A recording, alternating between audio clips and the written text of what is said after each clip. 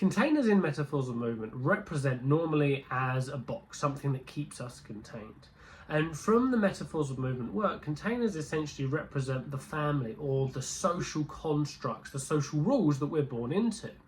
Now, we can idiomize a metaphor through the metaphors of movement process, but we can also use the container, knowing that this is a family or familiar setup. We can use this to describe the person's upbringing and their experience of their upbringing. So I found this image from David Snyder to be really interesting. So what I want to do is I want to go through each of these different states of mind, as he called it, which is also quite interesting. If you think about a state of mind, state of mind could represent, okay, well, if it's a container, the state of mind is the barriers that sort of formed your upbringing, the rules. So there's really quite a nice crossover between state of mind and the idea of containers, which I really enjoyed. So I'm going to go through each of these different types. Now, have a little look, see if any of them resonate with you. And I'm going to go through it as if I'm describing somebody's upbringing. So small-minded, they're in a very tight box. So within this image, it sounds like maybe in your childhood you didn't really have much room to move. You were pretty confined. If anything, you really didn't have space. I mean, the only other thing in your room, or in this room to be honest, was a place to sleep. So there really wasn't much you can do. And it was a constant strain on you from multiple sides. I know from looking at this wasn't a child that could run freely. This wasn't a child that had space. This is a child who is very bound by the rules. And it could have been quite constricting. Absent-minded. So, I mean, in this situation, I mean, to be fair, you do have space. I mean, you're at least taking some space to write some things, and there is space to move about.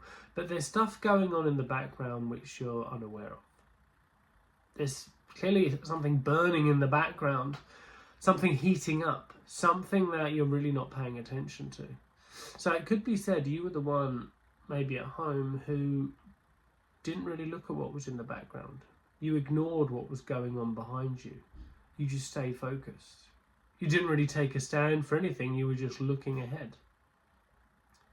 Even if maybe things were cloudy in the environment, even if you couldn't necessarily see the whole way, you just chose to sit there.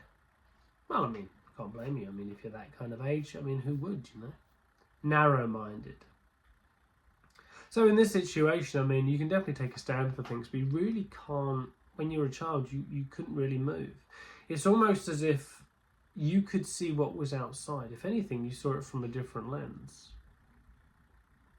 But if anything, you saw anything, specifically in this image, you saw everything outside as smaller than it was. Your outlook was bleak. Some people could say you've got the wrong end of things.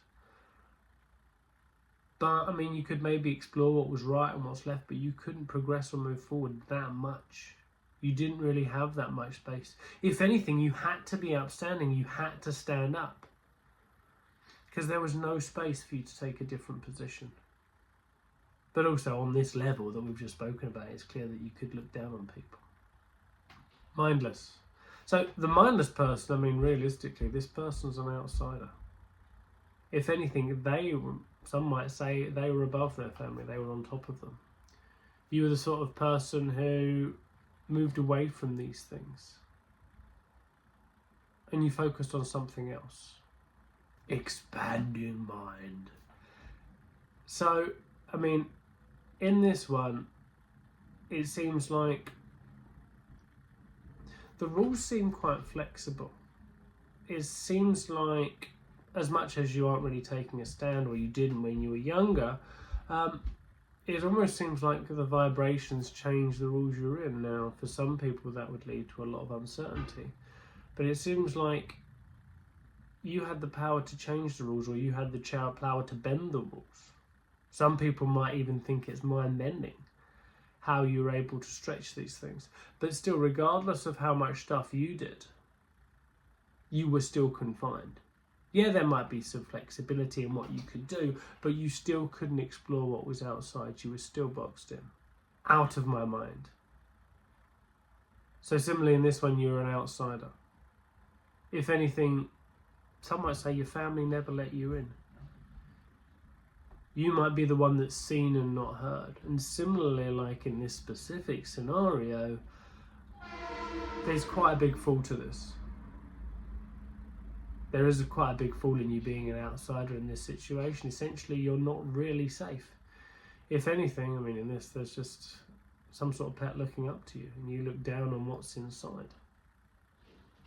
Closed-minded. Now, this seems like somebody, it could be said in your childhood you had a lot of responsibility and you were the one who maybe defended or protected yourself.